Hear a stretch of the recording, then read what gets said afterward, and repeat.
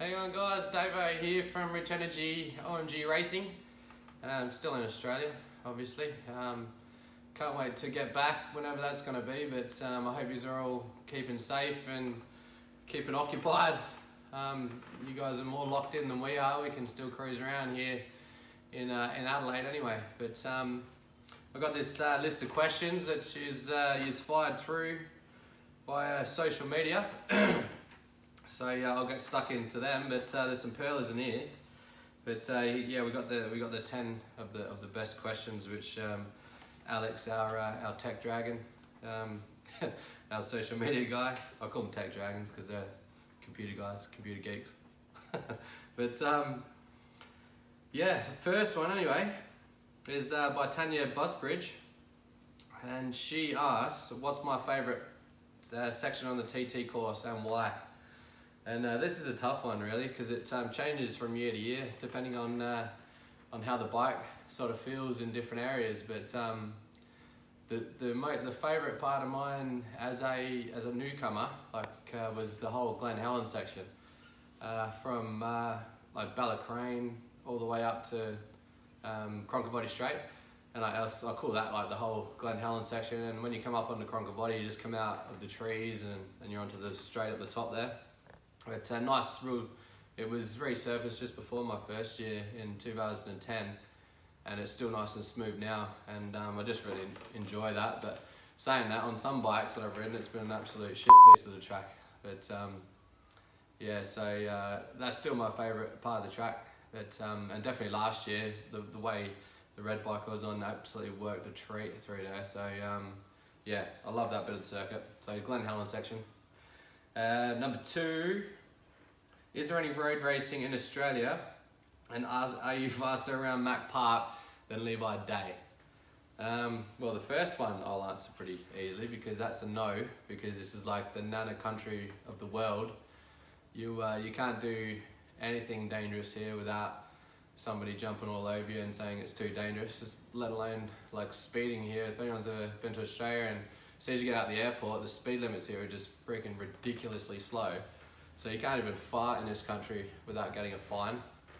So the fact that if they'll ever have a road race here is a big negative, which sucks. So, but that's what, it's all good. That's why we come over to the cool part of the world and do dangerous, cool stuff and ride the TT. But and also, am I faster around Mac Park than Levi? Well, we've never actually raced each other, and I'm still lap record holder on a classic bike, fastest classic bike, and he's lap record holder in Super Sport, and I had the outright lap record on Superbike for about 8 years at one point. But we're, like I say, we never raced each other. And he's freaking fast around there, and he does the race school as well, and he's the boss there, so I'm not going to say anything. But yeah, I think it'll be a good race if we did race each other, but we've never raced each other there. But yeah. Next one, who's the best rider you've been up against? Well, there's been so many, and I had a little stint, or did a few World Championship races as well, so I've raced against some pretty freaking fast guys. Yeah, one of them, I mean, I did think about it earlier, and I actually raced head to toe with Wayne Gardner at the International Island Classic here at Phillip Island, and I was quite young at that point as well, and and he was obviously still racing fast, like he won the year before, and we were head to head, and I actually we were dicing flat out in this one of these championship races, and it was just me and him out the front, and coming into MG corner, you go up over Lukey Heights, coming to MG, and I was not thinking about passing him, I was just sort of having a look for possibly the last lap move or whatever, and I went into there and I tucked the front, crashed, and I must have missed his back wheel by about a freaking inch. Like, it was like, if I took him out, I definitely it would have boosted my name, but for the way wrong reasons. But I'm sort of glad I didn't take him out, to be honest. But so it's got to be Wayne Gardner. He's a fair legend, fair hard rider, I tell you. Like, he chopped my front off a fair few times when we were racing each other, and that's his old. Well, he was old then, he's older now, but so he's still got that fire in his belly. But yeah, so it's got to be Wayne Gardner. Next one. What's the best bike you've ever ridden? By Brad Clarkey. Old Clarkey, I gone bust. But yeah, that's a pretty easy one for me. A lot of you would have seen at Macau Grand Prix. I got a ride for the Paul Bird team in Ducati, and on the new V4. And it's just it was actually Brooks's bike I was on, and John McGuinness is my teammate. He was on Scott Redding's bike. Which when I rolled up, I thought I was sort of hoping I'd be on Scott's bike because I'd be a bit more his weight. But I ended up on Josh's. But it turned out I barely changed the click on the thing, and the first session out on it, I was just riding around getting used to it, and I never saw never saw worse than P3 on my lap board ever all weekend, which I've never even had that on a bike that I've friggin' done like 2 years on. And it was just like, what the hell is this bike? It was just so unreal. I was coming up, passing people, pulling away from guys that I could barely even see in other races in previous years. Yeah, that was a massive eye opener for me. And it told me exactly what one of those factory bikes is like, and I want more of that because that was so different. And if you go your whole career on bikes like that, you're definitely going to win some stuff. But I definitely know why they were the Ducati V4s are 1, 2 and 3 in the British Championship last year, because that bike was ridiculous. So that was an easy one, Brad. Thanks for that one. But right, the next one is who's your favourite all-time rider? By Sarah from Instagram. Sarah 400001 on Instagram. That's her name. But that's an easy one too. That's Mick Doohan. He was my hero growing up. And the moment from the first track day that I ever did, when I was 16, just turned 16, here at Malala, when I did it, I pulled away from that track just thinking, right, I reckon going to chase Mick Doohan down now. Obviously I didn't ever get to race against the guy, but he was always my hero, always the one I looked up to as a kid. Still a picture of him in my bedroom wall in the house now. So yeah, that's Mick Doohan. He's a legend. His whole drive and mentality towards racing, and now he's such a good guy as well. So placid and so chilled, and a lot of the guys that meet him without even asking him about motorbikes, they would never even know that he was 5-time world champion. So I really like that in a guy, and he's an inspiration to me. So right. Oh yeah, here we go. Character. This is Aussie Dan Harrison from Facebook. Who's faster, you or Billy? Nice one, Dan. And he knows that this is a tough one for me, and I'm definitely not going to answer it in a confident way, because Billy's my best mate, and it's one of those in a race. I sit on the side of the track, and when he wins, I win. And it's the same with him. We get so emotional with each other with the results, as our own results that we both get, that I wouldn't even want to race against the guy. We'd sort of in a race of full 1 and 2. I'm sure one of us would pull up and we'll go across the line together, sort of thing. But he's an unreal rider, and a lot of respect for him as a rider and as a person, obviously. But that's just an impossible one to answer. But we did race, or nearly race each other once, very early days. He was probably 17 years old when he just won the R6 Cup and got a full factory Superbike ride with Virgin Yamaha. And we're racing here in Australia. They did a big international challenge here, and it was amazing racing. There's a lot of good guys that came and did it. And it was into turn 1 in this race. I was on the inside, Glenn Richards on the outside of me, then Brendan Roberts, and then Billy we were 4 abreast into turn 1. And I hooked in and got the whole shot, thankfully, because I looked over my shoulder. All I saw was a flash of red come up over my shoulders. What the hell was that? That was Billy going full freaking airborne, doing a full Superman past us, and hurt himself quite bad as well. So that was probably the closest we got to properly racing each other. But we did race each other a bit in British Superbike. But I was not in the position with what was underneath me to dice for him. But yeah, so Yeah, who's faster? That's a non answer, that one. But next one. Have you ever raced in British Superbikes? This is a funny one. I saw this by Connor Semple from Instagram. Have you ever thought about racing in British Superbikes? Well, I have thought about it because I did about 15 years racing in the British Superbike Championship, or in a British paddock. I did 5 years in the main Superbike class. Obviously didn't do anything to make people remember it because it goes back to what I was saying before about riding that Ducati. I'm sure you would have heard about it if I was on that freaking Ducati, because it's all about what you got underneath you in the British Superbike. More now, British Superbike is the teams are able to get their bikes a lot closer. But back when I did it, it was a lot tougher. There was no controlled ECU, and it was battle of the wallet really. And obviously you got to be able to ride as well, world class riders.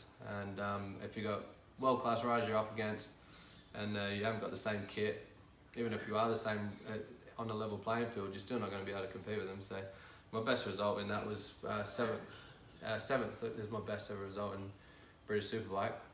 But I did a lot of years in the super stock category, and that's why I've won races and loads of podiums in super stock there. And that's more of a class that suits me because it's down to the rider rather than what's underneath you. Like, it's super stock. You can build competitive super stock bike in your back shed, and if you're able to, you can be at the front. But so to answer that question, it was actually 15 years I've done in that paddock. More these days I've sort of last 5 years gone towards just mainly the road stuff. But I did a lot of years in that paddock and met a lot of good people. But I was there. I obviously didn't meet you though, but I was there. Rightio. So next one. Do you recognise the fans from circuit to circuit? And this is Halen Archer from Twitter. I try to. Definitely there's a heap that I do remember, like the consistent ones, especially the BSB fans. Like they're a tribe, and it's awesome. They come up to you and you look forward to seeing their happy faces every round. I bet they're going to be the happiest people in the world when the racing finally starts up again. But and also the TT fans as well. Like there's loads of consistent ones that come all the time and say hi, and I always remember them, and I try to remember their names as well. But see, the more the sort of better you get at it, the more people that sort of surround you, and like hundreds of people a day sort of come up to you and talk to you, and so I really try to recognise everybody, and there's a heap that I do. Mainly the Aussies, all the Aussies at the TT, I definitely can't forget them. They're all usually pissed up and having a right good time. So it's always good to catch up with them. They're obviously biased, and the more Aussies come up to me, the better. Gets my accent back to normal, because it's after I've been abroad, living overseas now for 19 years, some accents absolutely copped it. So the more Aussies I see at the TT, the better. Remember that. So next one. What's the fastest you've ever been on a bike, and how does the speed affect what you can see? And this is from too many people to name. It's obviously a pretty popular question. The fastest was by a GPS, what I saw on the data logger on the Superbike at the TT. In 2015 on the Smith's BMW. It was 209 miles an hour coming out of the run down from Craignabar down towards Brandish, and that's where the bike top gear completely revs right out, and it definitely went wheel spinning there, so it would be close to that speed. I must have had the craziest slipstream, and I remember it being like flat out in the limiter for a long time in top gear, which with that gearing is it's hard to get to the limiter, because it's such a long gear. Like first gear it's like a locomotive taken off the line. But yeah, that's what we saw on the GPS. Jason Jones pointed it out to me, my chief at that point. And but like Solby Straight, the fastest zone. I don't think anyone's ever quite done 200 there. think Hillier did on the H2 Kawasaki, but on our Superbikes, it's not. We sort of get to a rev range maybe like it's not even nowhere near the rev limiter in top gear, and so it's about 196 I've done there. But the fastest part of the circuit is definitely coming out of Craignabar down towards Brandish. That's the fastest part of the circuit, but there's no speed trap there, which surprises me. They should put a speed trap there, but maybe that might be a bit too quick. But yeah, so I may have even gone fast on the Norton, because the Norton was so freaking fast the first year I rode the Norton, but we didn't get the GPS figures from there for some reason. But yeah, that was but as a visual wise, like it's the more you become accustomed to the speed, it becomes easier to, everything slows down.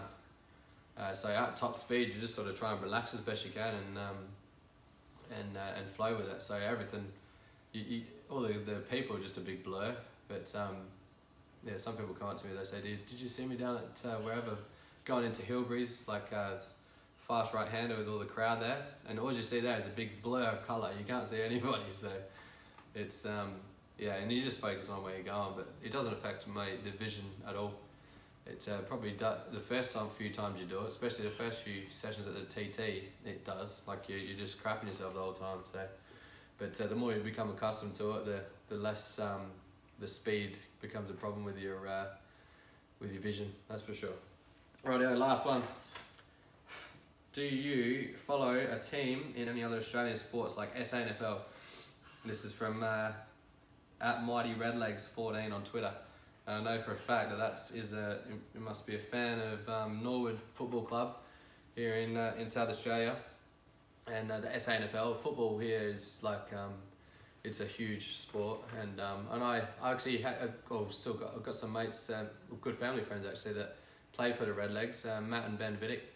They played in that club for a while, but yeah, I'm really sort of patriotic South Australian, so there's two Australian football clubs, teams from here, and that's the Adelaide Crows and Port Adelaide, and I go for either of them. Like I'm all about South Australia winning, and when they're up against each other, I literally do not care who wins. Like it's just I'm just following around just for the good time with all my friends, but yeah, I make sure either of those teams win. But as like SANFL, if I've got mates that play in some of the games, I'll sort of go for their team. But I don't really follow. I'm not a diehard fan of any other sports really. I'm a motorbike guy. But and here in Australia, motorbike racing's not a massive thing. Like obviously in Europe and England, it's huge. But here, it's all about V8 supercars and Aussie rules football, and that's it. But so there's a lot of die-hard fans that I have as very good friends, so I just follow them around, and whoever they go for, I go for. But as a person, as an individual, no, I don't have any teams or anything that I follow. But yeah, like I say, just one of the Adelaide teams is all. But that is it. Sorry if that went for a bit too long, but thanks heaps for that, guys. Hope you're all keeping safe. It's tough time. I'm just so itching to ride again. Sitting on a bike now, even though it's this old Vincent. So I'll just take this I'll just do this rather than sit at home doing nothing. But keep safe, and hopefully it's all over soon. It's a bit more chilled here in Australia, like it's especially in Adelaide. It's not as bad as in England right now, and you guys are all locked in and locked down, and keep watching lots of motorbikes on TV, because soon we'll be back out there, and I look forward to seeing you all at a racetrack soon. So thank you, and I'll see you soon.